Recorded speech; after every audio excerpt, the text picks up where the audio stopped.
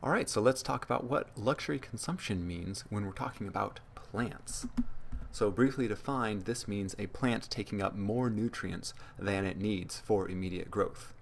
So, for you or I, this is kind of like eating more than we need to fuel our day's activities. So, we probably need this bowl of food, but we probably don't need that slice of pie. So, let's see how this works when we apply this to plants. First, we make a graph. We've got plant growth increasing up this vertical axis here, and the nutrient concentration in plant tissue increasing across this horizontal axis here. We put in this black curve to represent the rate of plant growth.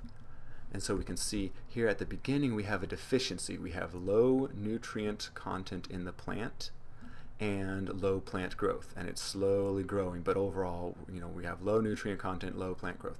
And then over here, opposite end, toxicity, same thing. Plant can die or show stunted growth and even die from too much nutrition in the soil. So we have an extreme level of nutrition in the soil, and thus in the plant tissue, we're seeing plant toxicity and low plant growth yet again. So that leaves us this big flat area in the middle, and that's our luxury consumption. As we move right along this axis, we're seeing more and more nutrients contained inside the plant, but no greater plant growth, right? We're adding nutrients, adding nutrients, adding nutrients, and it's just staying here, same amount of plant growth as before.